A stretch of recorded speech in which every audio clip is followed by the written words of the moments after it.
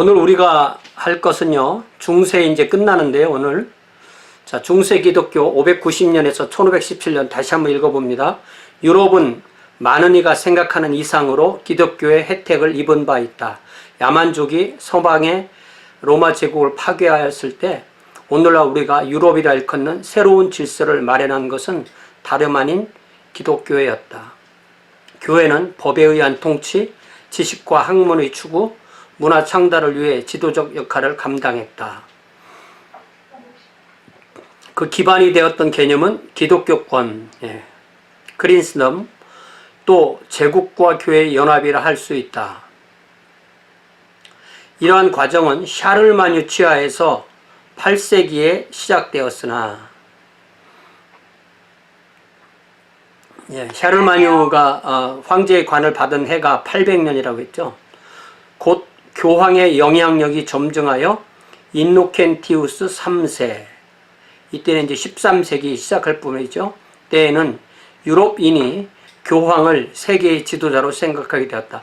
여기서 지도자라고 할 때는 정치와 종교를 하나로 만든 지도자를 말합니다.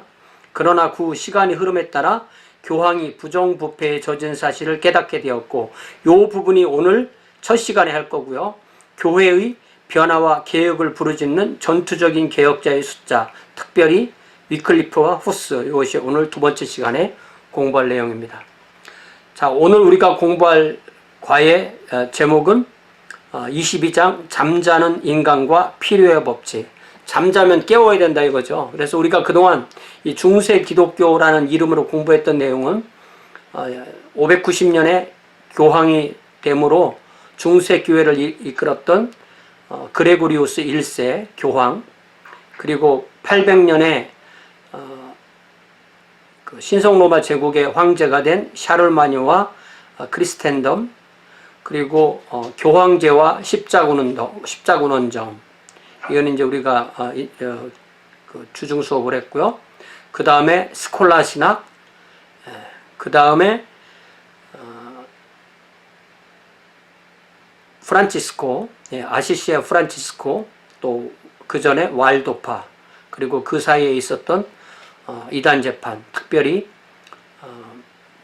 알비파, 카타리파라고 말하는 알비파하고, 오늘이 이제 교황제도 공부하고요. 그리고 둘째 시간에 위클리프와 호스 공부하게 됩니다. 오늘 첫 시간에 공부할 이 교황제도는 5개의 제목으로 구성되어 있는데요.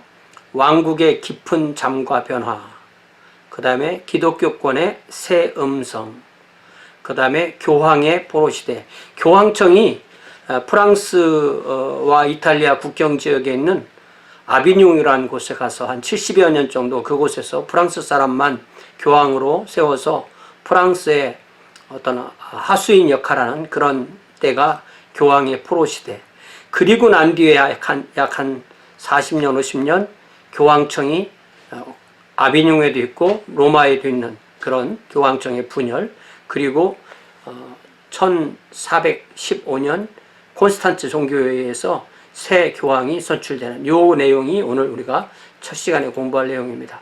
자, 셸리는 14세기 유럽, 쉽게 말하면 1300년은 전례 없는 낙관적 분위기에서 시작했다.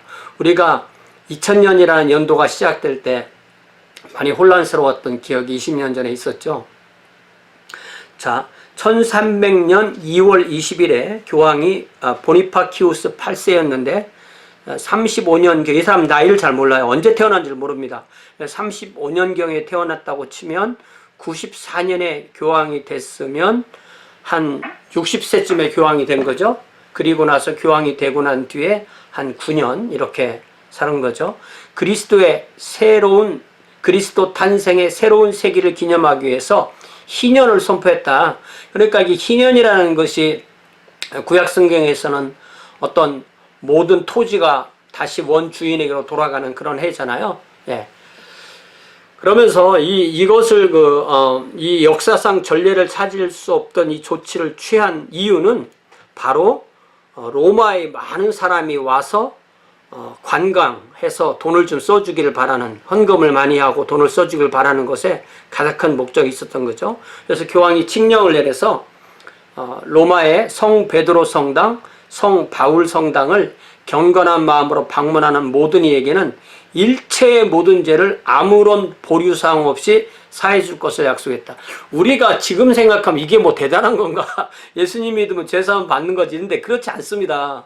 이 사람들은 예수님을 믿어도 믿고 난 뒤에 지은 죄를 사함을 받아야 되는데, 그 사함을 받을 때는 반드시 보속을 해야 되는데, 그것을 갚는 행위로 해야 되는데 그걸 할 수가 없기 때문에 대다수의 성도는 연옥에 가는데, 이 대사제, 아무런 보류사항 없이 모든 죄를 사해 준다는 것은 연옥에 가지 않고 천국에 바로 간다는 그런 뜻입니다. 그렇기 때문에 아주 엄청난 메리트라고 중세인들은 생각했던 거죠. 자, 그로부터 675년,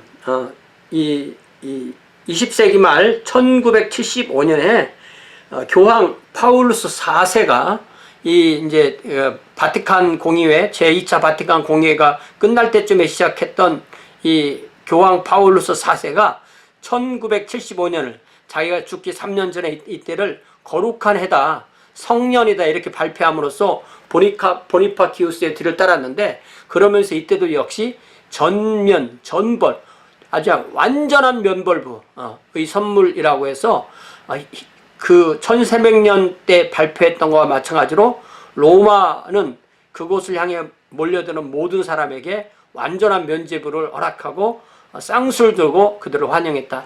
제가 이 로마 가톨릭 교회에 경험이 없다 보니까 삼위일체 하나님을 믿는다 이런 의미로 해서 상당히 어떻게 하면 이 로마 가톨릭 교회가 우리의 형제라는 사실을 이렇게 붙들려고 많이 노력을 하는데, 하면 할수록 보면 볼수록 전체로서의 교회로서의 로마 가톨릭은 아니올시다.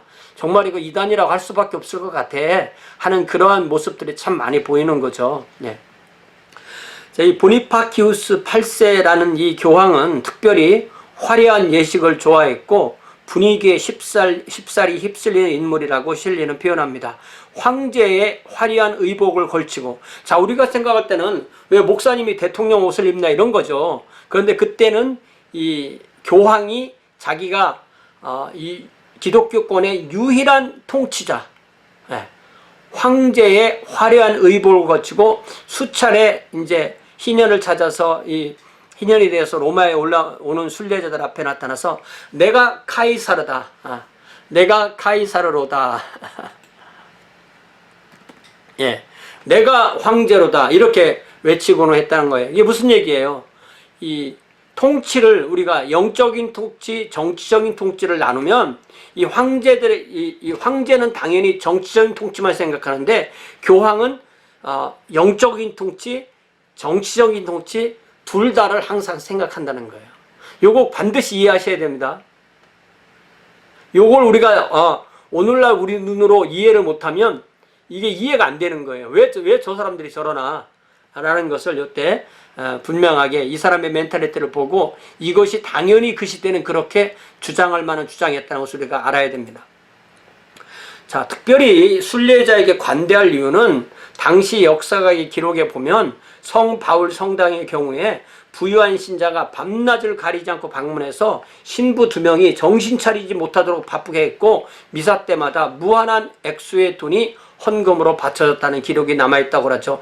다시 말하면 뭐예요? 사람이 뭔가를 위해서 열심히 움직일 때 잘 보면 상당히 많은 경우가 그 뒤에 목적하는 것은 돈이라는 거예요.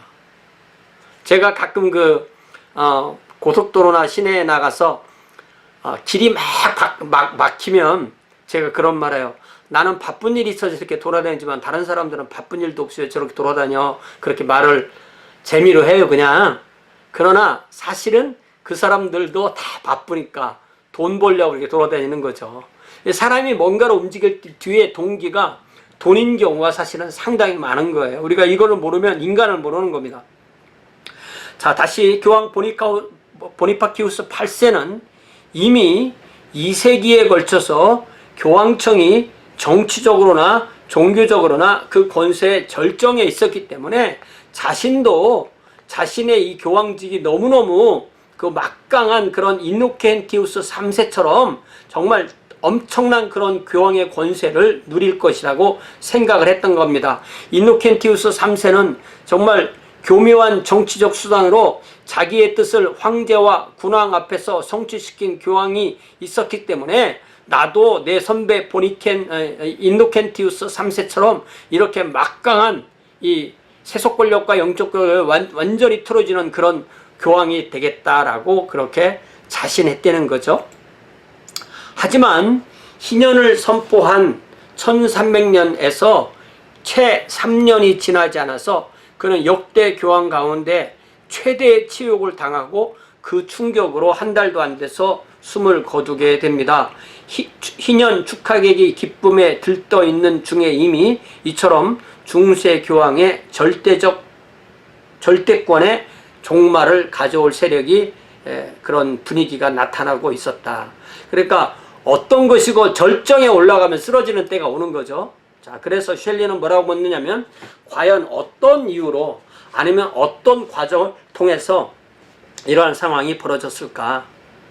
왜 개개 신자와 개개 나라들이 교황이 가지고 있는 영적 권력보다는 그가 가지고 있다는 세속적 정치적 권력에 도전했는가? 요거를 물어보는 거예요. 이걸 오늘날로 말하면 목사님이 성도들의 영적인 지도를 하려고 하지 않고 목사님이 성도들의 모든 것을 관장하려고 하는 그런 거랑 비슷한 거죠. 영적인 거를 지도를 해줘야 되는데 모든 것. 네. 교수님. 네. 그 아까 말했던 사람 누구야? 그 보니파티우스 8세. 그 사람이 네. 개인적 치욕을 당하고 그 충격으로 숨을 거두었다 이랬는데 혹시 그 개인적 치욕이 뭔지 아시나요? 아, 예, 이제 강의 뒤로 나올 겁니다. 네. 그 미리 예습을 해오시면 이 셸리 책은요 앞에 나오는 일화는 뒤에 반드시 또 나와요. 시작 부분에 일화 있죠? 그 부분 뒤에 다시 설명합니다. 자, 여러분, 셸리는 마가복음 4장 26절에서 29절에 나오는 씨앗을 뿌린 사람의 비유를 인용합니다. 예수님께서 말씀하시길 하나님의 왕국은 이렇다고 말씀하시면서 한 사람이 씨를 뿌렸는데 이 사람이 자고 있든지 깨어 있든지 상관없이 씨앗은 싹이 나고 자라기 시작했다. 우리가 씨를 뿌려놓고 이 씨가 나나 안 나나 가서 자꾸 파보면 죽죠. 또 내가 이 씨가 자라는 걸 눈으로 보리라. 쳐다보고 있으면 씨가 자라는 게 보입니까? 아니면 내가 잠을 자면 이 씨가 자라지 않을 거니까 잠을 안 자리라. 그렇게 안 하죠. 자든지 깨든지 상관없이 씨앗은 싹이 나고 자라기 시작하는 거죠. 그래서 그 사람은 도대체 씨앗이 어떻게 자라는지 아무 의식이 없을 때도 많았습니다. 그러나 토지 자체가 이 말씀을 읽으면 땅이 이 줄기를 키우고 마침내 이삭에는 다시 곡식이 맺어졌다. 여기 이삭이라는 말을 영어로 헤드라고 하거든요. 헤드. 여기서 머리라고 번역하면 안 됩니다. 이삭에는 다시 곡식이 맺었다. 다 자연스레 된 일이었다. 예수께서는 하나님의 왕국은 마치 이와 같다고 하셨다. 우리가 보는 이 교과서가 이 번역이 상당히 잘 된 편인데도 모든 번역은 완벽한 번역이 없습니다. 항상. 예. 그래서 항상 이렇게 번역문은 우리가 비평적으로 봐도 돼요. 왜냐하면 똑같은 영어를 놓고 다르게 번역하는 사람이 생기기 때문에. 자, 이게 머리에 곡식을 맺었다 이렇게 하면 번역이 좋은 것 같아요. 이삭의 곡식이 맺었다고 번역하면 좋은 것 같아요. 머리는 좀 이상하잖아요. 이 헤드라는 단어가 사람에게는 머리지만 식물한테는 머리라고 번역하면 안 되고 이삭이라고 번역을 해야 된다. 그죠? 자, 14세기에 도대체 어떤 일이 발생하는지 인간이 알지 못하는 사이에 교회와 세상에는 중요한 사건이 벌어지는 경우가 많았는데 바로 14세기도 그랬다. 자, 보세요. 우리가 뉴스를 열심히 읽고 세상 돌아가는 거 열심히 알아도 세상이 어떻게 지금 무엇이 일어나고 있고 그전에는 무슨 일이 있었기 때문에 앞으로는 이렇게 될 거라는 그런 예측을 할 수 있는 사람이 있죠. 세상이 어떻게 변하고 있는지를 읽어낼 수 있는 사람이 있는가 하면 그거를 읽지 못하는 사람이 있어요. 그죠? 그런데 이제 셸리가 말하는 것은 세상은 돌아가는 걸 알았는데 교황청은 그걸 몰랐다는 거예요. 중요한 사상과 사회적 동인이 기독교의 모습을 변화시키고 있는데도 교황청은 이에 대한 아무런 의식도 없이 구태의연한 태도로 교회를 운영하고 있었다. 자, 그러면 최정인 목사가 지금 이 교회에서 20년을 목회를 했는데 제가 우리 교회를 목회하면서 세상의 사상과 돌아가는 것 아무것도 모르고 우리 교회에서 목회하는 것이 구태의연한 태도로 교회 목회를 하고 있다, 이 말과 비슷한 말인 거예요. 그러니까 우리는 성경만 알아서 되는 것이 아니고 세상이 어떻게 돌아가는지를 알아야 되는 거예요. 세상을 왜 알아야 되냐? 그 세상이 바로 우리가 일을 하는 대상이기 때문에요. 세상이 누구예요? 나 자신도 세상에 속해 있는 거잖아요. 내 가족들이고 내 성도들이고. 그렇기 때문에 한 손에는 성경을, 한 손에는 신문을, 그 말이 참 맞는 거죠. 성경은 텍스트, 그리고 세상은 컨텍스트. 내가 접촉해야 될 그 환경, 이렇게 되는 거죠. 근데 교황청은 그때 너무나 자기들이 완벽하게 그동안 해왔기 때문에 실패가 없을 거라고 생각을 했었다는 것입니다. 자, 그래서 교회사에서는 1300년부터 1500년까지의 200년을 중세 몰락기라고 부릅니다. The Age of the Decline of the Middle Age, 1300년에서 1500년. 그동안 1000년 동안 300년부터 1300년, 1000년을 이끌어왔던 기독교권의 관념이 심각한 공격을 받아왔다. 중세 1000년 정말 잘해먹었다 이거죠. 교회가 모든 것을 통제하는 것처럼. 특별히 크리스텐덤이라고 말하는, 크린스덤이라고 말하는 이 기독교권은 결국 뭐냐? 기독교 제국, The Christian Empire 플러스 Catholic Church, The Catholic Church라는 이 두 이념이 조합돼서 만드는 것이 기독교권인데, 기독교 제국의 중요성이 7, 8세기 유럽을 통일시키는 것에 유용했지만 12세기, 13세기 교황의 권력이 투머치 강성해짐에 따라서 점점 더 이 기독교권은 이제 쇠락하기 시작했고, 그 자리를 차지한 게 결국은 각 나라, 각 민족 국가가 그 자리를 차지하게 된다. 이것이 이제 중세에서 근대로 넘어오는 중요한 어떤 세계사적인 변화입니다. 자, 다시 인노켄티우스 3세 12세기 말부터 13세기, 12세기 말에서, 그러니까 1198에서 1216년까지 주로 십자군 원정을 통해서 군주를 통솔하고 이단을 대적하여 십자군 운동을 벌임으로 신앙을 수호함에 있어서 교황의 절대권이 훨씬 더 효과적이었다는 것을 과시한 하나의 대표적인 사람이 바로 이 인노켄티우스 3세예요. 우리가 이 인노켄티우스를 영어로 말할 때 인노센스라고 하거든요. 근데 인노센스라는 말이 무흠한, 순결한 이런 뜻이잖아요. 상당히 그 이름하고 잘 안 맞는 거죠. 자, 14세기, 15세기의 중요성은 제국, 신성 로마 제국이라고 부르는 그 제국이 약화되었을 뿐만 아니라 교황청의 권세도 극적으로 몰락했다는 점에 있어서, 그러면 그 사이를 무엇이 채웠느냐? 아까 말한 대로 민족국가가 채우기 시작했다. 그 민족국가를 할 때는 프랑스, 영국 이런 나라들을 말하는 거죠. 스페인 그런 나라들.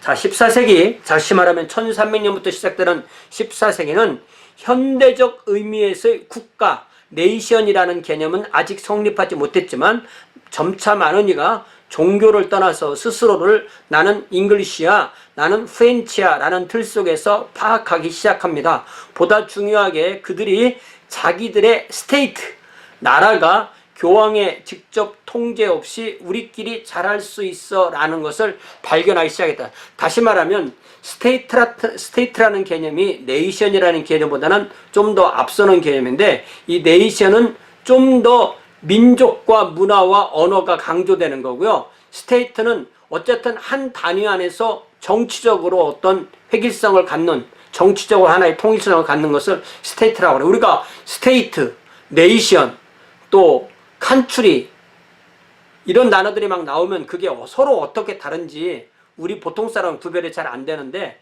이게 그 정치학에서는 그런 걸 다 구분해 주겠죠. 어쨌든 여기서 스테이트라는 말이 네이션이라는 나라보다는 좀 더 앞선 개념으로 이렇게 이해를 하고 있습니다. 어쨌든 이 네이션이라는 말이 들어가려면요, 역사, 문화, 언어 이런 것이 같이 가야 돼요. 그러니까 스테이트는 그 안에서 또 여러 개로 나눌 수 있겠죠. 네이션 안에서도.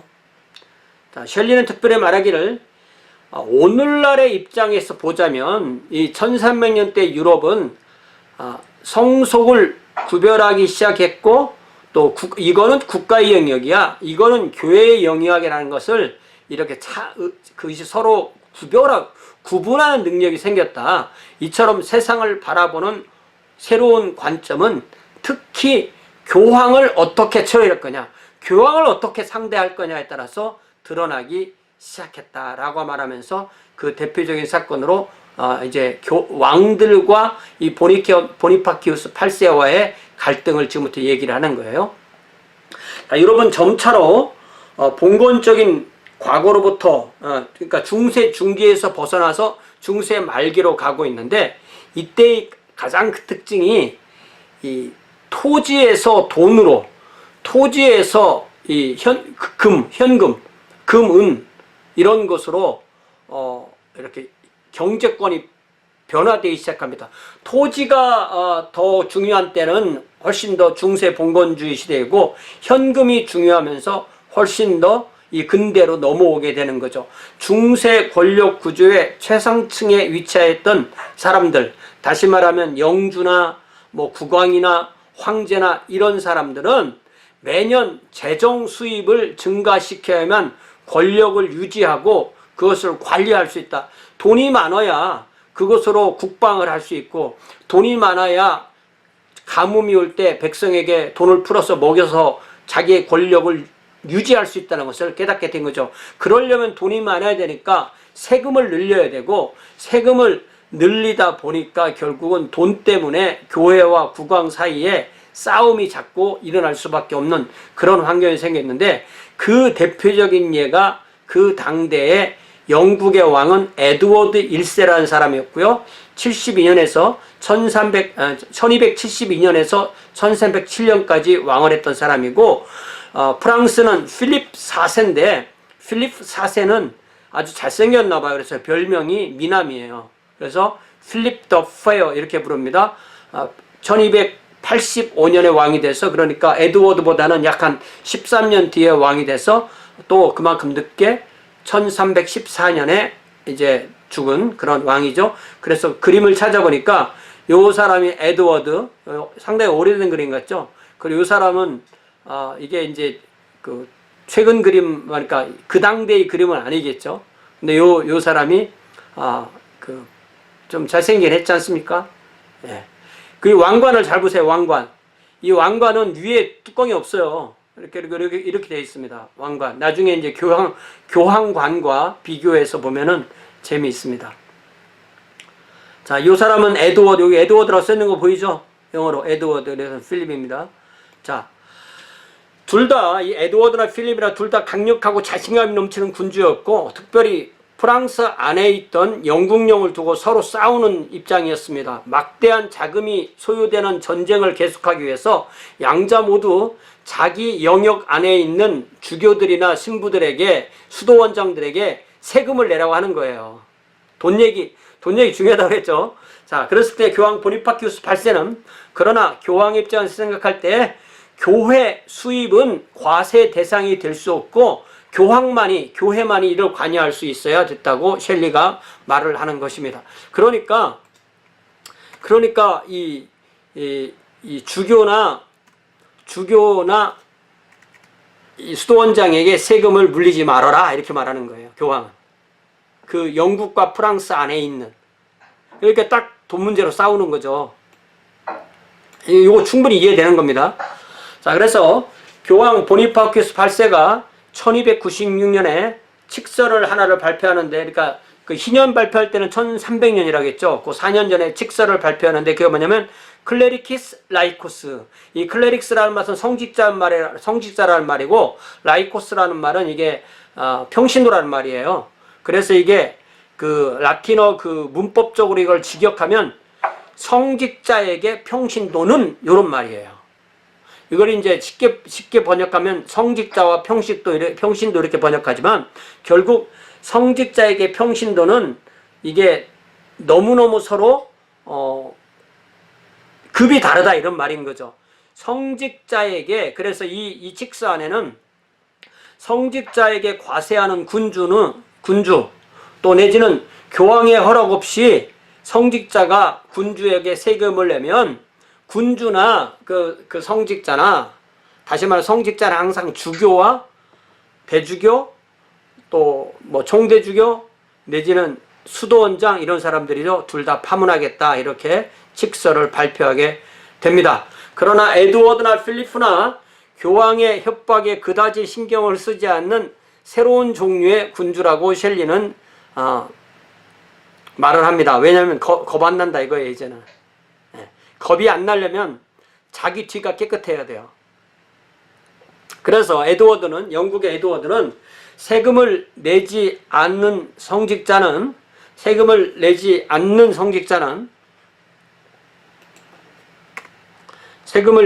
성직자는 모든 법적 보호를 박탈당하고 재산은 왕의 직속 행정관이 압류하겠다는 왕명을 발표합니다. 그러니까 이 성직자는 위에는 왕이 있고 그 뒤에는 교황이 있는데 누구 말을 들어야 되나 이런 입장이 있는 거죠. 자, 프랑스의 미남왕 필리프는 일체의 금이나 은이나 보석이나 귀금속, 이게 돈이에요. 이게 돈입니다. 오늘날 같은 뭐 지폐가 아니죠. 이거에 대한 동결령으로 유출을 금지시켜서 교황청으로 헌금이 들어가지 못하도록 막습니다. 그러니까 뭐 둘 다 아주 막강한 왕인 거죠. 네. 영국은 이 성직자를 통제했고 프랑스는 돈을 딱 털어막아서 자기들의 목적을 이루게 되는 거죠. 그러자 교황 보니파키우스 8세는 이 정도의 강경한 반발을 예상하지 못해서 내가 원래 의도했던 바는 니네 나라의 국방을 위해서 시급한 필요가 있을 경우에 성직자가 이를 위해서 국가가 헌납하는 것을 막고자 한 것은 아니었다고 또 칙서를 발표합니다. 교황이 실제로 막강한 권력을 가진 건 아니니까 이게 따라줘야 따름을 받는 건지 따라주지 않으면 의미가 없으니까. 그러나 셸리가 말을 하기를 국방이나 시급한 일이라는 것에 대한 정의는 결국 왕이 해야 되기 때문에 분명히 왕이 이긴 면이 분명히 있다. 그렇지만 그게 끝이 아니다. 왜냐하면 국왕의 승리가 결코 완전한 것이 되지 못했는데 이제 3년 후에 희년이 발표되고 희년 선포에 빛나는 성공의 여세를 몰아서 크리스텐덤의 모든 영역에서 자기에게 주어졌던 모든 영적 존경이 세속적 영역에도 연장되어야 된다고 주장했는데 이때 인용한 성경절이 바로 누가복음 22장 38절인데 이게 바로 뭐냐면은 예수님께서 체포되실 때 베드로에게 그 전에 이제 상징적으로 칼을 준비해라 이렇게 말했을 때 베드로가 제가 칼이 여기 2개 있습니다 그렇게 말하니까 예수님께서 그래 그거면 족하다. 그랬을 때 칼이 2개가 있으니까 하나의 칼은 영적인 칼이고 하나는 세속적 칼이다. 그렇게 이 말씀으로 자기들이 이 교황이 영적인 권력과 세속적 권력이 있다는 것을 강조하는 성경 구절로 이 구절이 인용된 것입니다. 자, 그래서 보니파키우스, 이게 발음이 영어냐 뭐 라틴어냐 뭐 이탈리아냐 다 다른데 영어로 발음할 때는 이게 보니페이스라고 그래요. 보니페이스. 그러니까 우리가 이것을 항상 2개의 단어를 기억하고 있지만 그러나 정식 명칭으로 불러야 되는데 정식 명칭도 자꾸 변하니까 혼란스러워요. 자, 어쨌든 보니파키우스 8세는 자신의 세속적 권력의 상징으로서 지금까지는 교황관에 두르는 원 장식이 하나밖에 없었어요. 그런데 여기다가 또 하나를 추가함으로써 이중관으로 만듭니다. 그래 오늘날의 교황의 관은 이 원이 3개가 있는 3중관인데요. 원래는 9세기경에 교황령을 다스리는 왕이라는 의미로 원이 하나가 있는 이 왕관을 쓰고 있었다가 교황들이 이 바로 보니파키우스 8세가 원을 하나 더 집어넣어서 이중관이 되었어요. 다시 말하면 나는 영적으로 세속적으로 모든 왕보다 더 상위에 있다. 이런 의미로 완을 하나 더 넣고 이게 나중에 클레멘스 5세가 아비뇽 교황청에 클레멘스 5세가 교황의 절대권을 강조하다 보니까 원을 하나 더 넣었습니다. 그래서 이 교황관을 맨 처음에 쓴 건 9세기지만 교황관의 대관식마다 이 교황관이라는 이 관을 썼는데 그 전통은 1143년부터 1963년까지 파울루스 6세, 파울루스 6세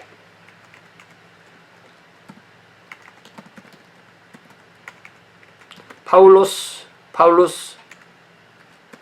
6세까지 쓰고 그 뒤부터는 이 대관식회도 이 교황관 안 씁니다. 파울 6세는 만들어 놓고 안 썼다고 그래요. 자, 그래서 일단 보니파키우스의 이중관을 봅시다. 이 보니파키우스의 이 교황관에는 루비가 48개, 사파이어가 79개, 에메랄드가 45개, 진주가 66개 박히고 이때 이중관으로 만들었어요. 여기 원이 하나 보이고 또 하나의 원이 보이고 위가 막히고 맨 위에 십자가가 있는 거죠. 요게 이제 이중관의 그 교황관의 모습이고요. 그 다음부터 교황관을 찾아보면 다 이렇게 삼중관으로 되어 있어요. 여기 원이 하나 있고 또 원이 하나 있고 또 원이 하나 있는데 이거는 누가 쓴 관이 아니고 베드로, 사도 베드로 있잖아요. 사도 베드로의 그 관을 이렇게 만들어 준 겁니다. 그래서 이 교황관이라는 것은 새로운 교황이 생기면 또 하나를 만들게 되는데 이게 전쟁을 하고 그러면 이 교황관이 이게 비싼 거니까 이것이 많이 약탈이 당해요. 그래서 지금 그 교황청에 있는 이 교황관이 한 22개 정도 남아있다고 그렇게 봤어요. 그런 걸 읽은 적이 있습니다. 자, 이 교황관 얘기 이렇게 되는 거고요. 그래서 이제 보니파키우스는 이제 드디어 필리프의 버릇을 고치기로 했습니다. 그러나 이 필리프는 보통 사람이 아니었고 기독교권 내에 새로운 세대를 대표하는 인물이었습니다. 그러면서 이 사람은 주장하기를 더 미남 필리프는 예수 그리스도께서 교회에게 세속 권력을 부여하신 일이 없다. 영적인 것만 터치해라. 세속적인 권력은 없다. 그러면서 본때를 보이기 위해서 1401년에 프랑스 안에 있는 한 주교를 국가 반역, 왕에 대한 반역 혐의로 체포합니다. 그러다 보니파키우스는 해당 주교의 석방을 공식 명령하고 교회 토지에 관한 과세 조처에 대한 양보를 취소합니다. 다시 말하면 교회가 교황청에 세금을 내려고 했던 것을 취소해줬다가 이제는 취소 안 해줘. 이런 식의 이제 조치를 취하게 된 거죠. 그러자 필리프가 자기 뒷배를 만든 게 뭐냐면 1302년에 삼부회라는 것을 소집합니다. The Estates General. 이것이 뭐냐면 국가회의인데요. 오늘날 의회보다도 더 막강한 그런 권력이죠. 귀족 그리고 성직자 유산계급, 귀족 성직자 유산계급 전체를 다 모아서, 그러니까 지금도 영국의 상원에는 이 주교들이 들어가 있어요. 이런 전통에 의해서. 그래서 이런 회의를 소집해 가지고 그들이 만장일치로 교황에 대항한 왕의 입장을 지지합니다. 그러면서 이때 그 왕의 그 신하였던 재상의 하나가 교황 폐하의 칼은 강철로 만들어졌지만, 국왕 폐하의 칼은 강철로 만들어졌지만 교황의 칼은 말뿐입니다. 딱 싸우면 왕이 이깁니다. 이렇게 말을 한 거죠. 이게 교황과 국왕이 싸우면 누가 이기나, 이런 아주 전통적인 중세의 싸움인 거죠. 자, 그래서 드디어 보니파키우스는 1302년에 칙서를 발표하는, 이것이 중세에 내려졌던 모든 칙서 중에 가장 유명한 칙서예요. 그것이 바로 우남 쌍탐이라고 불러요. 라틴어로. 외우기도 쉽죠. 우남 쌍탐. 이게 뭐 대단히 어려운 말도 아닙니다. 첫 번째 단어는 완이라는 단어고요. 두 번째 단어는 홀리라는 단어예요. 이것이 one Catholic, one holy 이런 말이에요. 그래서 뒤에 빠진 것은 철치라는 말이 빠진 거예요. 그래서 이것이 하나인 거룩한 교회라는 칙서를 발표하면서 그 내용이 많은데, 이 책서가 기독교 역사상 교황권을 가장 극단적으로 주장한, 그래서 보니파키우스의 의도를 확실하게 주장했는데, 그게 뭐냐면 모든 인간은 어떠한 예외도 없이 로마 교황에게 무조건 복종하는 것이 당연하고 필요하다. 자, 목사님이 교회 가니까 여러분은 지금부터 모든 일에, 모든 것에 내 말을 다 따라야 됩니다. 이렇게 말하면 여러분이 아멘 하겠습니까? 그 한국에 지금 감옥에 들어가 있다는 그 전광훈이라는 사람하고 비슷한 얘기 아니에요? 이게 이런 걸 하는 건데, 그 제목이 우남상탐이에요. 교회의 이름, 주님의 이름, 그리스도의 이름을 가지고 모든 것을 통제해 보려는 거예요. 우리가 지난번부터 이런 얘기 많이 했죠. 그러자 이 미나망 필리프는 아예 그냥 보니파키우스 당신은 교황직을 차지할 때부터 잘못되었다고 반발하면서 사람을 하나, 그 교황을 처리하라고 사람을 하나 세우는데, 이 사람이 약삭 빠르고 노련한 법률가인 기욤 드 노가레, 이 기욤이라는 말을 이제 영어로는 윌리엄이라고 번역하거든요. 요 사람을 등용하게 됩니다. 그래서 이 사람은, 노가레라는 사람은 어떤 사람이냐면 근거 없는 혐의로 사람을 모함하는 데 능숙한 인물로서 각종 잔악한 고문을 사용하여 자발적 자백을 받아내는 데 명수다. 자, 여러분, 이 법정에는 이 피고인의 자백을 이제 검사가 인용하게 되거든요.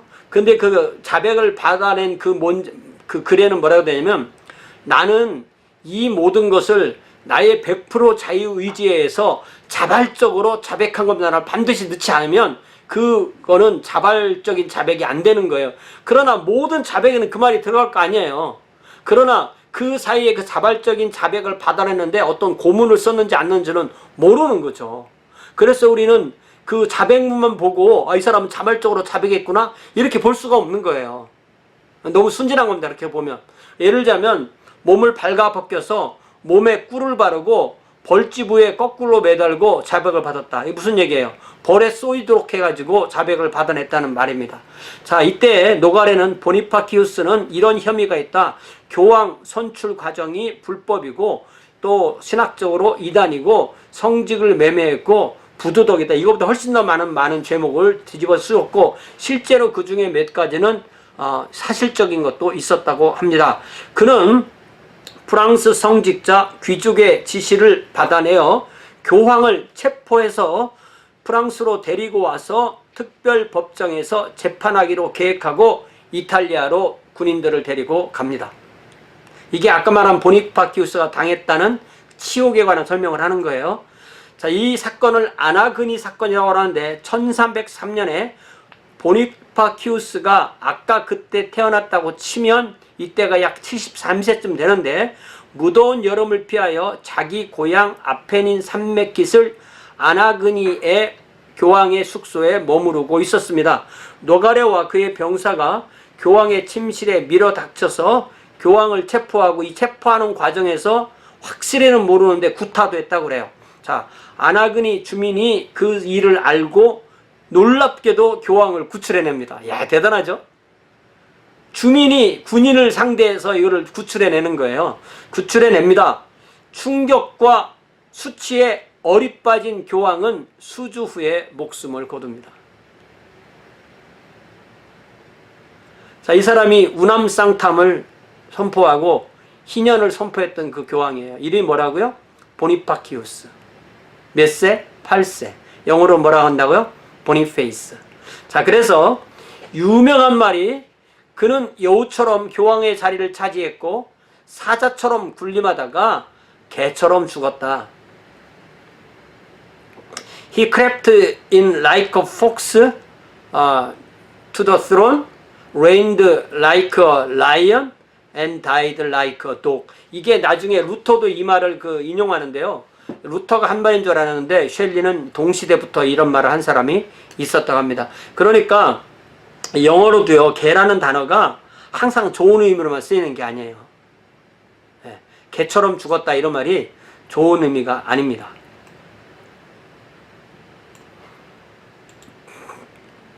자, 이 아나그니 사건의 중요성은 유럽의 신자가 더 이상 순수한 정치적 문제에 교황이 개입하는 것을 용납하지 않았다는 것입니다. 교황도 자기 땅이 있는 일종의 영주거든요. 그러다 보니까 자기 땅을 늘리고 싶어하고 자기 권력을 넓히고 싶어 하는데 거기서만 그러는 게 아니라 온 유럽을 자기가 다 관여하고 싶어 하니까 이제 더 이상 그런 거 하지 말아라. 물론 아무도 순수하게 정치적 문제의 범위가 어떤 것인지는 확실하게 설명할 수는 없었지만 자기 국가 영역 안에서의 왕의 권한은 이제 왕이 할 수 있는 것으로 받아들이고 있던 시대가 바로 이 1300년대다.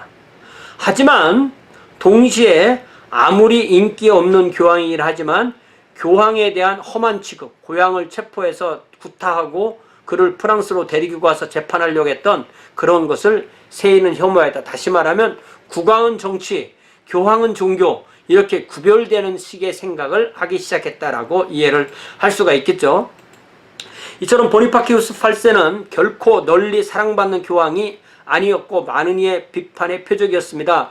단테의 신곡 더 디바인 코미디에서 그는 지옥에 간 것으로 묘사됩니다. 자, 지옥에 간 사람은 기회가 없는 거예요. 연옥에 간 사람은 언젠가는 천국에 가는 거지만 지옥에 간 사람이 천국에 가는 건 아닙니다. 그러나 그는 역시 그리스도의 대리인, Vicar of Christ였고 당시에는 아직 아무도 교황 없는 기독교를 상상하지 못했다, 이렇게 말을 합니다.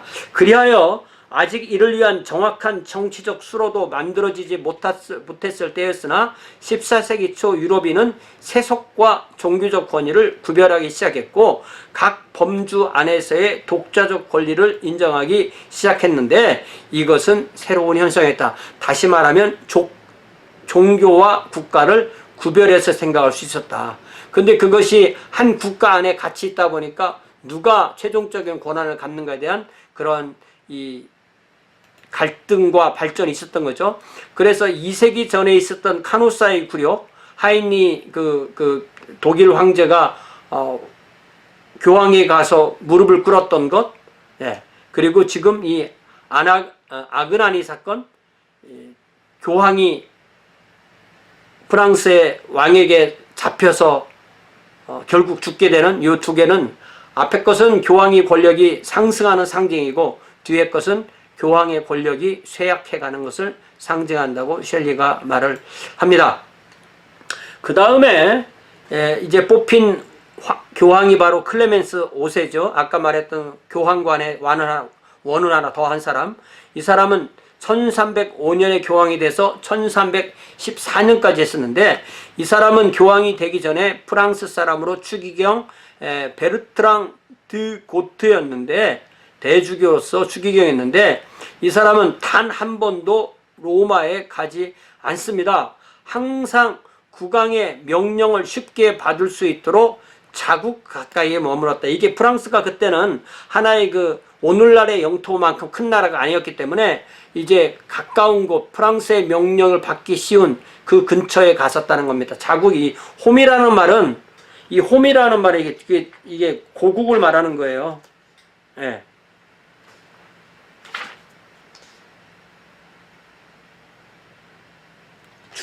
출신지도 뭐 되겠네요. 예. 자, 그 다음에 이제 교황의 포로 시대 내지는 교황청의 포로 시대. 자, 클레멘스 5세가 1305년에 교황이 됐는데 한 4년 후부터 교황청 자체를 로마에 있는 교황청은 그대로 두고 아비뇽으로 교황청을 프랑스에서 마음대로 옮겨버립니다. 이때가 1309년이고 그것이 끝나는 때가 1377년이에요. 그래서 한 60년 가까이, 이 70년은 안 되고 60년 가까이 이어지는 70년이 채 안 되는 그 교황의 바벨론 포로 시대가 됩니다. 그러니까 이스라엘 남유다 왕국이 포로로 잡혀간 때 주전 586년에 잡혀가서 538년에 돌아오는 그때랑 비슷해요. 시간이. 그래서 이 68년을 교황의 바벨론 포로 시대라고 그렇게 부르게 됩니다. 이후로 프랑스 출신 교황 6명이 로마 대신에 아비뇽이라는 곳에 머물렀는데요. 이 아비뇽은 프랑스는 아니고 교황이 다스리는 봉신인 프로방스 백작의 영지에 작은 촌락이었는데 거기에 이 교황이 딱 머무르기 시작합니다. 그러면서 이때부터 교황이 6명이 바뀌어야 되는데 클레멘스 5세가 약 한 10년, 요한 22세가 약 한 20년 가까이 18년, 베네딕트 2세가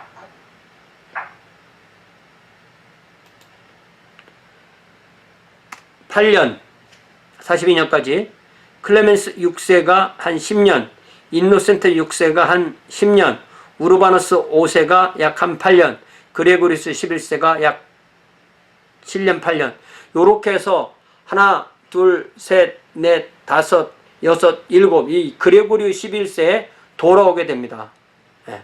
그래서 요 전체를 다 이 아비뇽 교황청 시대라고 그렇게 얘기를 해요.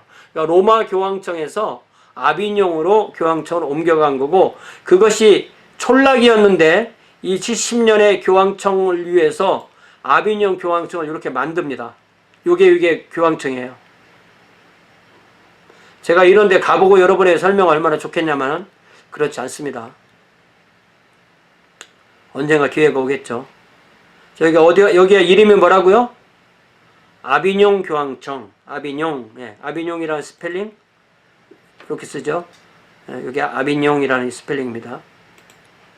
자, 로마는 유럽인의 생각 속에 영원한 도시였고, 당지 성 베드로의 순교에 따른 사도 전승의 사상 위에 서 있는 것뿐만 아니라 유럽의 우주성의 관념인 로마 제국을 상징하는 도시였는데, 거기서 교황을 빼내가 가지고 사방이 프랑스의 영역에 둘러싸여서 권력욕에 사로잡힌 프랑스인의 수중에 있는 도구에 불과한 아비뇽 교황으로 만들었으니, 프랑스 사람들이야 자기들이 교황을 꽉 잡았다고 좋아하지만 나머지 사람들은 이 교황을 존경할 리가 없다는 거죠.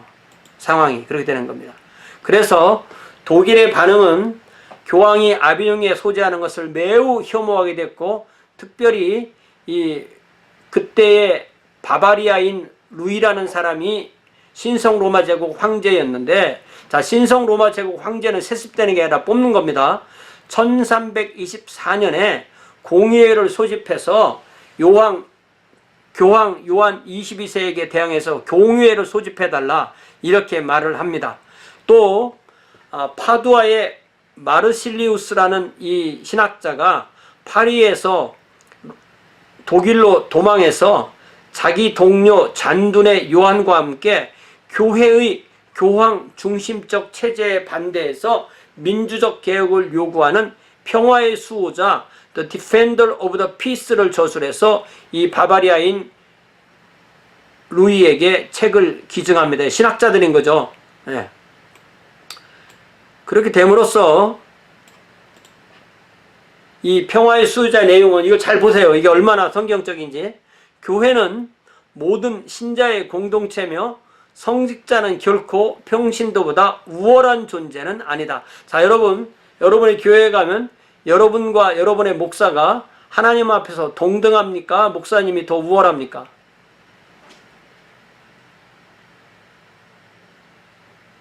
어떻게 생각하세요? 자, 그러면 여러분이랑 저랑 제가 여러분보다 더 우월한 존재입니까? 아니면 동등한 존재입니까? 동등합니다. 예, 그런 걸 알아야 돼요.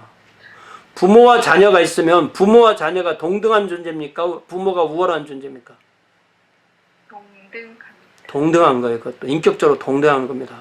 그럼 부모는 자녀를 잘 기를 책임이 있는 거지, 자녀를 윽박지르고 자기가 그 자녀의 생명을 취하고 자기의 이득을 위해서 자녀를 사용해 먹고, 어떤 사람은 자기 자녀를 일부러 환자로 만들어 가지고 SNS에 올려 가지고 동정받고 막 이런 사람 얘기를 하나 읽어봤거든요.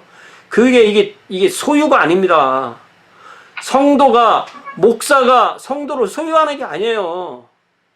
남편이 아내를 소유하는 게 아니고, 아내가 남편을 소유하는 게 아니고, 부모가 자식을 소유하는 게 아니에요. 성부가 성자를 소유하는 게 아닙니다. 성부, 성자, 성령이 동등하세요. 모든 인간이 동등한 겁니다. 세상은 자꾸 그걸 위아래의 계급으로 나누어가지만 하나님이 만드시는 공동체는 모든 사람이 동등해요. 그럼 다른 게 뭐예요? 다른 것은 은사와 직분과 사역이 다른 거예요. 왜 모든 성도가 동등한데 주일날 교회만 오면 목사님이 설교합니까? 요번 주에는 좀 쉬세요. 다음 주에 내가 하겠습니다. 그렇게 말하면 그 말이 좀 맞는 말 같기도 하죠? 근데 그 말이 왜 잘못된 걸까요? 왜 엄마가 매일 밥해 이제 내가 밥할 거야 라고 3살짜리가 말을 했어. 그럼 이상하잖아. 네. 그러나 이제 그 자녀가 많이 커서 한 20살 됐으면 이번 주말엔 제가 밥 해볼게요. 엄마 좀 쉬어보세요. 그러면 고맙죠. 네.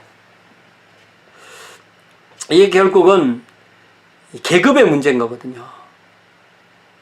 자, 교황이나 주교나 사제가 그리스도로부터 어떤 특별한 기능을 받은 것은 없다. 사실은 기능은 받은 거죠.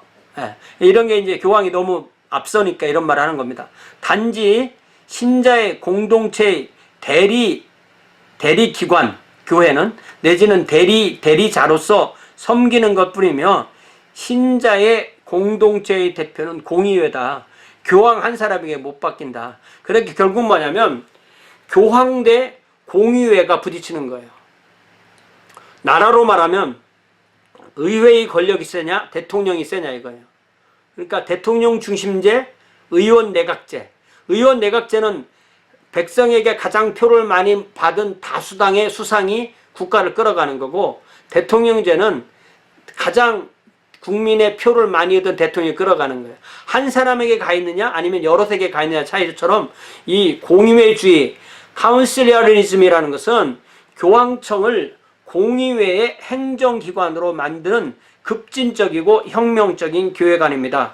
교황의 권위를 공의회의 권위보다 열등하게 분류해서 이것을 실제로 주장한 때가 바로 이때 이제 교황청을 반대해서 공의회주의라고 그래요. 교황청주의는 울트라몬타니즘이라고 그러는데, 울트라몬타니즘이라면 이 알프스산 너머에 교황이 있다라고 해서 이 교황을 직접 부르지 않고 알프스산 너머주의 이렇게 부르는 거예요. 하나는 공의회주의. 그만큼 교황을 막강하게 표현하려고 해서 울트라몬타니즘 이렇게 말을 했어요. 제가 그 울트라몬타니즘을 좀 설명해 드렸었는데 않는데, 이제 이게 교황청 중심주의 뭐 이렇게 교황청주의 이렇게 설명할 수 있겠죠? 예. 울트라몬타니즘. 예. 알프스 산 넘어서 로마 교황청 있는 교황의 권위. 예. 뭐 이때는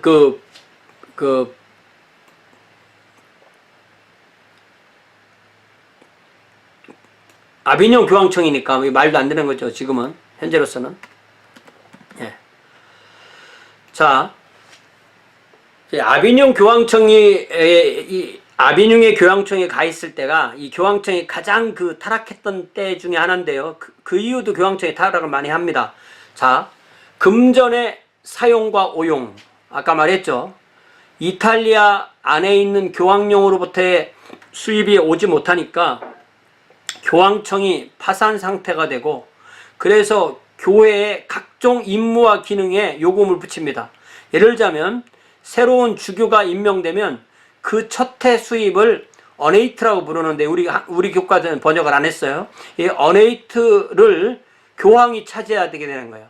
그러니까 공석이 하나 생기면 거기에 주교를 임명하면 되는데, 그렇게 하지 않고 그 하나의 공석이 생기면 여러 주교를 돌려. 그러면 많은 사람이 첫 해가 되잖아요, 결국. 그럼 그 첫 해 수임은 다 교황청 거.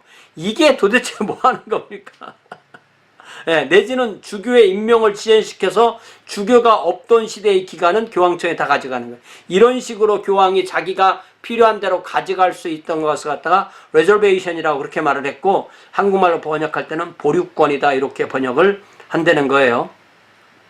또 이때 나온 것 중에 강력한 것이 바로 인덜전시라고 부르는 면벌부, 요새는 면죄부라고 번역 안 하고 면벌부라고 하는데, 이것은 가장 큰 수입원이었고 교량이나 또 전쟁 등 하찮은 명목으로도 발행했고, 시간이 갈수록 면벌부의 효과에 대해서 과대하게 선전하게 됩니다. 특별히 교황이 파문한다고 위협해서 세금이나 납부금을 요구하게 되고, 그래서 교황청 자체에 대한 적개심이 결국 증가하게 될 수밖에 없었다는 거죠. 참 오늘날 우리가 들어보면 참 기가 막힌 얘기들인데 이런 일들을 버젓하게 했던 것입니다. 결국 1360년대 들어서 로마 교황청 영지에 대한 분쟁이 발생했고, 교황청에 대한 프랑스인의 독점에 대한 불만이 고조됨으로써 교황청이 아비뇽에 무한정 머무를 수가 없게 되어져서, 그래서 어쩔 수 없이 교황청이 로마로 돌아오게 되는 그런 일이 생겼습니다. 그러나 교황청이 로마로 돌아오자마자 어처구니 없는 일이 발생하기 시작한다. 자, 1377년에 교황 그레고리우스 11세가 돌아오는데, 우리 책에는 연로한 교황이라고 이렇게 번역이 되어 있는데, 이게 교황이 과연 몇 살인지를 몰라서 그렇게 추정해서 말을 한 것 같아요. 그러나 만약에 교황 그레고리우스 11세가 1329년생이면 돌아올 때가 48세밖에 안 됩니다. 그래서 연로하다기보다는 아마 병약한 그런 상태일 가능성도 큰데요. 자, 이 사람이 77년에 로마로 돌아오게 됩니다. 1월 7일에. 그러나 이 영원한 도시의 교황 귀환이 가져온 기쁨은 얼마 가지 못했다. 그때 이제 많은 사람이 요구해서 돌아오게 됐는데, 그가 1월 7일에 돌아와서 다음에 3월 27일에 사망해요. 그럼 이게 영어로 말하면 1년 안에 사망했다 이렇게 말을 해요. 왜냐면 이게 1년 2개월이잖아요. 1년 3개월. 그러면 이게 2년이 아니니까 이걸 영어로는 1년 안에 이렇게 얘기를 해요. 이거를 1년도 못 돼요. 그렇게 하면 안 돼요. 또 1년도 못 돼요. 그러면 12개월 미만이어야 되니까. 그래서 이게 1년 안에라고 이렇게 번역하는 게 맞는 것 같아요. 예.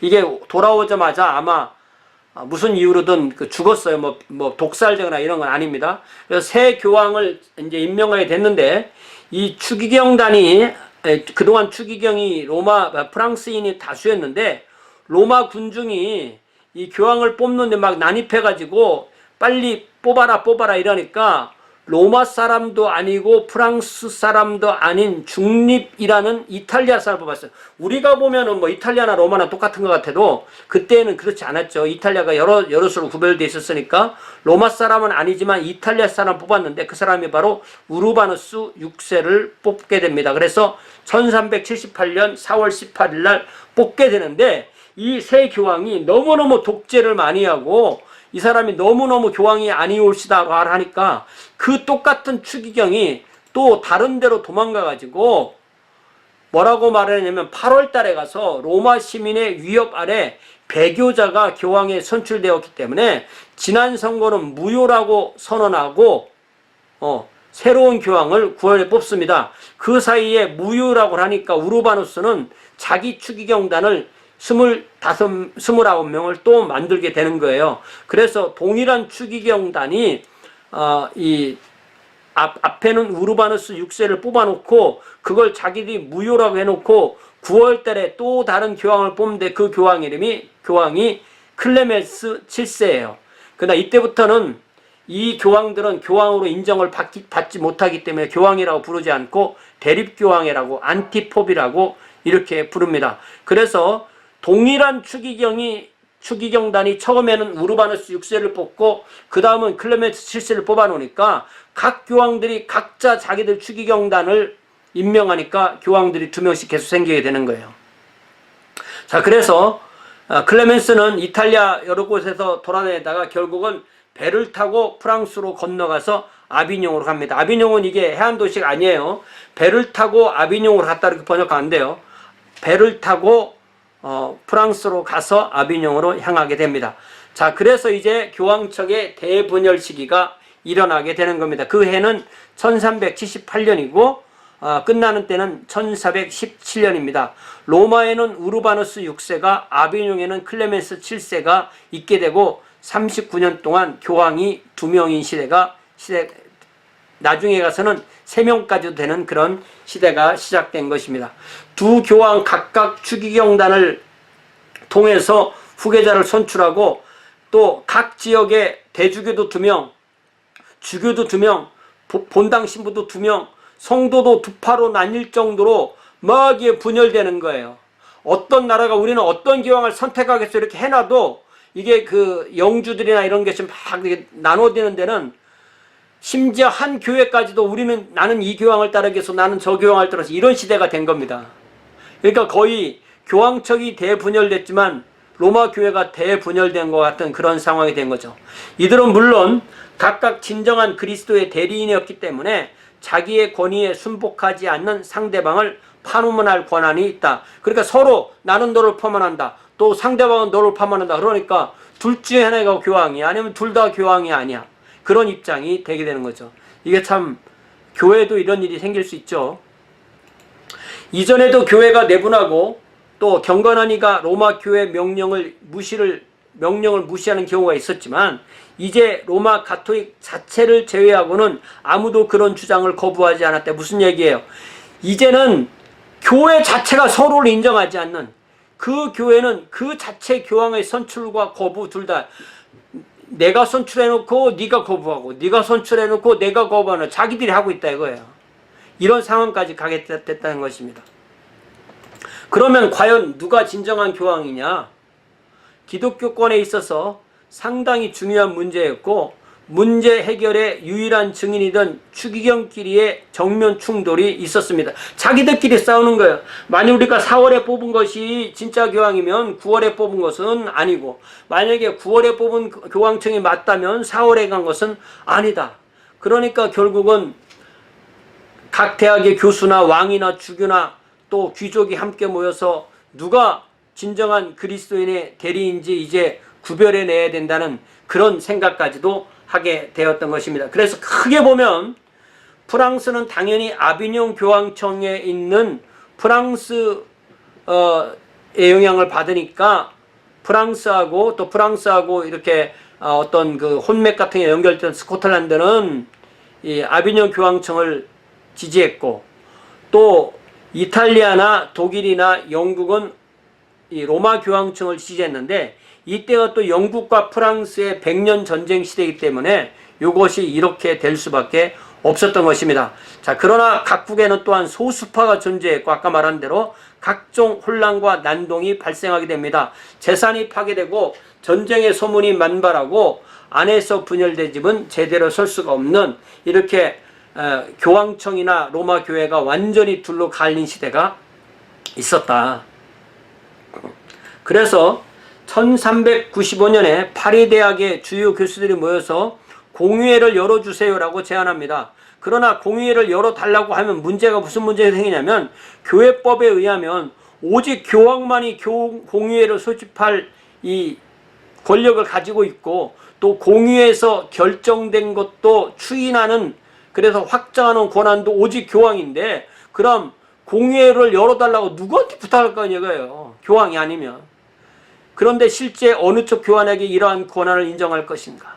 실질적으로 교회법이 기독교권의 재통일을 가로막고 있는 셈이 된 것입니다. 이제 이보다 교황보다도 더 높은 누가 있어야만 이 일이 해결되는 그런 입장에 놓이게 되었던 것입니다. 자, 그래서 결국 1309년에 피사에서, 이탈리아 서해안 피사에서 양측 추기경 모두가 동의해서 공의회를 개최합니다. 그래서 자기들이 그 자리에서 두 교황을 모두 폐해하고 제3의 인물을 선출해서 알렉산데르 5세라는 교황을 세웁니다. 이거 교황이 3명이 된 거죠. 그러나 문제는 기존의 두 교황 어느 한쪽도 서로 이러한 결정에 승복하지 않고, 또 알렉산드리아는 뽑자마자 1년 만에 죽자 요한 23세가 뽑혀서 거의 한 5년 동안 있게 됩니다. 이 결과로 로마 가톨릭 교회는 이제는 드디어 무려 3명의 교황이, 로마에서는 그레고리우스 12세가, 아비뇽에서는 베네딕트 13세가, 피사에서 뺀 교황은 요한 23세가 이렇게 있는 이런 상황이 된 것입니다. 2명이 아니라 3명 가게 된 거죠. 이 세 교황은 서로를 물리치기 위해서 전쟁을 꾀하고 전비를 마련하기 위해서 면벌부를 남발하는 이런 상황이 됩니다. 그래서 결국은 이래서는 안 되겠다 그래서 콘스탄츠라는 곳에서 1414년에서 17년까지 유럽인이 여러 지도자에게 해결책을 촉구하게 됩니다. 자, 그래서 독일왕 지기스문트가, 자, 우리 책에 보면은 신성로마 제국 지기스문트라고 이렇게 번역되어 있는데요. 그것은 나중에 신성로마 제국 황제가 된다는 거예요. 이 회의를 개최할 때는 이 사람은 그때 당시는 독일 왕이었어요. 그러니까 이 사람은 1368년에 태어나서 1410년에 독일 왕이 되고 콘스탄츠 종교회의를 하고 33년에 신성로마 제국 황제로 뽑혀서 37년에 죽습니다. 우리가 어떤 사람을 어떻게 부를 때 나중에 붙여진 그 직책으로 부르게 돼요. 그러나 요 회의를 할 때 이 사람은 황제가 아니라 독일 왕이었어요. 분명한 겁니다. 자, 이때 이제 그리스 정교회까지도 대표를 파견할 정도로 큰 회의를 열었고요. 자, 이때 셸리의 설명에 의하면 투표 방식은 국가별 투표였다. 이제 국가가 이만큼 세지는 거죠. 주교뿐만 아니라 평신도도 대표로 참석했고, 주요 참가국은 독일, 이탈리아, 영국, 프랑스, 그리고 스페인은 나중에 참석해서 각 국가에 한 표를 주는, 그러니까 뭐 주교가 얼마나 많이 왔던, 뭐 귀족이 얼마나 많이 왔던 국가별로 한 표를 갖는. 그래서 이러한 회의의 국가적 구조는 매우 중요하다. 이는 즉 교회가 점차 새로운 형태의 국가별 권력 구조의 성립을 인정한다는 의미였다. 이렇게 충분히 이해가 될 수가 있는 거예요. 자, 그래서 결국 콘스탄츠 공의회는 1417년에 피사에서 나왔던 교황 23세를 사임시키고 로마에서 온 그레고리우스 12세와 아비뇽에서 온 베네딕트 13세를 폐위시키고 새로운 교황 마르티누스 5세를 선출됩니다. 폐위된 베네딕트 13세는 끝까지 자기 지위에 매달리게 됩니다. 하지만 이 공의회로 교황청의 분열은 종식됩니다. 자, 그래서 이 도표를 잘 보면요, 이때가 1417년이에요.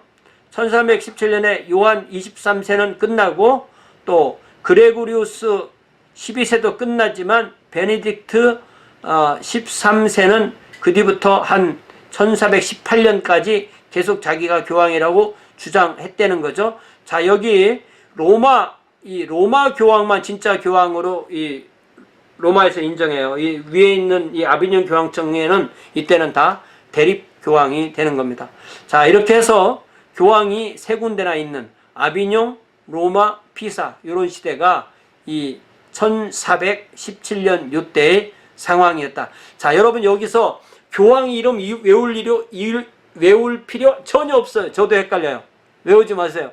다만 교황이 이렇게 많았던 시대가 있었고, 그것이 콘스탄츠 종교회에서 마르티누스 5세라는 교황을 뽑으면서 이것이 사태가 이렇게 정립되었다.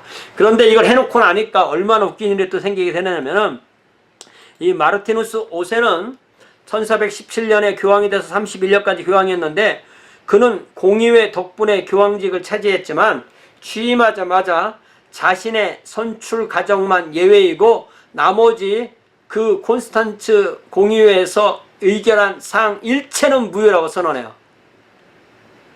왜? 그러면 자기가 교회를 끌고 갈 수가 없는 거예요. 공의회한테 밀려다니는 거야. 그냥 이름뿐인 교황밖에 안 되는 거예요. 그러니까 나를 뽑은 것만 진짜고 나머지 규정은 다 잘못된 거다 이렇게 돼요. 그렇지만 사실은 이때 후스를 죽인 것도 그럼 잘못된 거다 그런 뜻은 아닌 겁니다. 자, 결국 교황과 공의회 누가 더 세냐. 그래서 마르티누스 5세에게는 공의회 결의를 무효화해야 할 필요가 있었습니다. 왜냐하면 매우 중대한 문제가 제기되고 있었는데, 즉 교황과 공의회 가운데 누가 더 우위에 있나 하는 문제입니다. 교황을 창출해낸 공의회인가, 아니면 모든 공의회 위에 우월권을 주장하는 교황인가. 이때 마르티누스 5세는 교황 한 사람의 권한이 공의회보다 세다고 분명하게 선언하게 되는 거죠. 자, 그래서 공의회 운동을 다시 정리하자면 교황제를 제한군주 정체처럼, 마치 영국의 지금 왕정처럼 왕은 있지만 통치하지 않는 그런 모습을 하고 싶어 했던 거예요. 자, 교황제를 제한군주 정체와 흡사한 모습으로 변화를 시도를 깨야 합니다. 콘스탄츠 공의회는, 이 콘스탄스는 영어고 콘스탄츠가 이게 맞는 발음인 것 같아요. 콘스탄츠 공의회는 공의회가 교황보다 우월하며 장래에는 이러한 회의를 정기적으로 모여야 한다고 결의해야 합니다. 다시 말하면 공의회를 정기적으로 50년에 50년, 뭐 100년이면 100년 이럴 때마다 한 번씩 모여야 한다고 결의해야 했지만, 그러나 마르티누스 5세는 이러한 결정은 이단이다, 이렇게 교황이 그 권세를 복구하고 공의회가 요구한 시급한 교회 개혁을 제대로 시행하지 못하는 결과로 교황은 1450년경에는 공의회 운동을 효과적으로 완전히 말살시키고 다시 도루묵으로 돌아갔다, 이런 얘기를 하는 거예요. 자, 교황은 그 뒤부터 교회의 문제가 아니라 이탈리아 정치에 관여하고 예술 후원에, 르네상스 교황이라 합니다. 예술 후원에 몰두합니다. 이들 교황은 자기들이 도대체 베드로의 후예인지 카이사르의 후예인지 당황하는 모습을 보였다, 이렇게 표현합니다. 이때 가장 유명한 교황이 이 스페인 출신 사람들인데요. 이 보르지아가 스페인입니다. 보르지아의 로데르고, 이 사람들이 이제 교황청을 이제 장악하면서 알렉산데르 6세 교황이 1492년부터 1503년까지 교황을 하는데, 이때가 바티칸의 정치적 부패, 도덕적 타락이 최고조로 달할 때가 바로 이때입니다.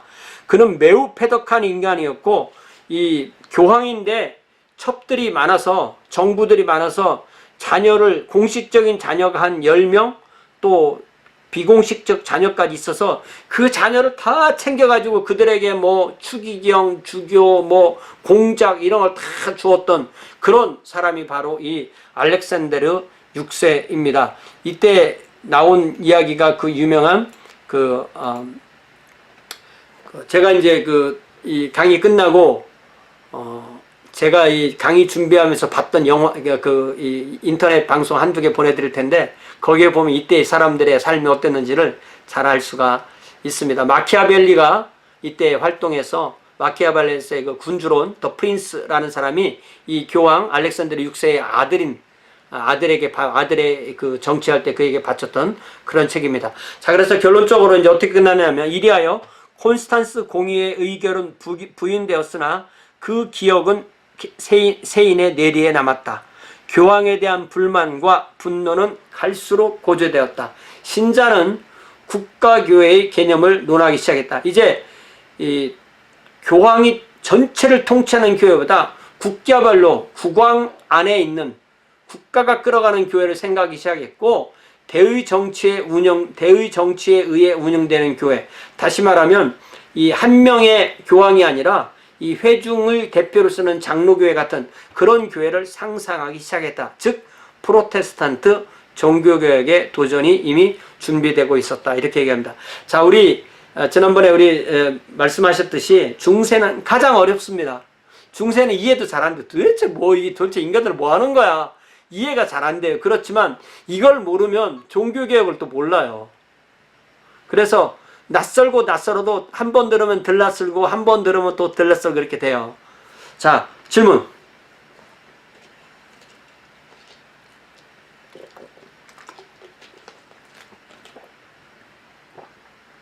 그 주중에 제가 보내드리는 주중 강의를 만약에 안 듣잖아요. 그러면 이게 더 이해가 안 돼요, 이게. 교수님. 네. 아까 그 이름들은 다 기억을 못 하겠는데, 그 교황이 두 사람이 교황이 있었는데 너무 이렇게 싸우다가 다른 한 사람을 다시 세웠잖아요. 예. 근데 그렇게 한 사람을 더 세우면서 그 원래 있었던 두 교황은 폐하기로 하고 그 사람을 세웠다고 그런 것 같은데 네. 결국은 셋이서 다 같이 해서 네. 한 사람이 더 생기면서 더 복잡하게 된 거네요. 예.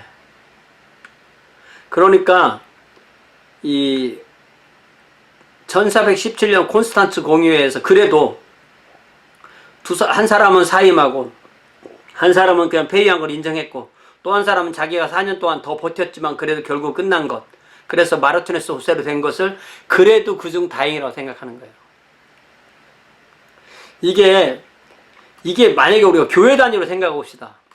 교회에 목사님이 계신데 갑자기 또 한 분이 자기가 목사라고 그래. 그리고 또 다른 사람 또 내가 목사라고 그래. 그러니까 평신들이 모여서 그 사람 세 사람도 아니고 새로 뽑아놔. 근데 새로 뽑아놓은 사람이 통치력이 없으면 4명 되는 거잖아요. 이게 참 이때부터 이 르네상스 교황까지 종교개혁 전야까지가 이 로마 가톨릭 교회가 교황청에 가장 헤매던 시대예요. 교리적으로는 1800년대 바티칸 제1공의회 때까지가 가장 헤맸던 것 같아요. 제가 볼 때. 그러나 이때만도 이미 교황청은 수많은 문제가 있었고 그 문제 중에 하나가 바로 뭐냐면 교황청 자체의 영토가 있었다는 거예요. 영토가 있으려면 군대가 있어야 되잖아요. 군대가 있으면 교황의 군대가 옆 나라를 자꾸 침략해서 나라를 넓히는 거예요. 사람 죽여가면서. 그게 교회입니까? 그러니까 오늘날 우리 교회가 너무 부동산 같은 거 많이 갖고 건물 크게 짓고 세상의 권세를 잡으려고 하면 그게 그리스도의 길이 아니에요. 그래서 우리가 이 목사님들이나 성도들이 너무 경제적인 돈에 자기의 신앙을 경도시키면 이게 바른 신앙으로 가기가 참 어렵습니다. 돈은요, 필요이지 목적이 아니에요.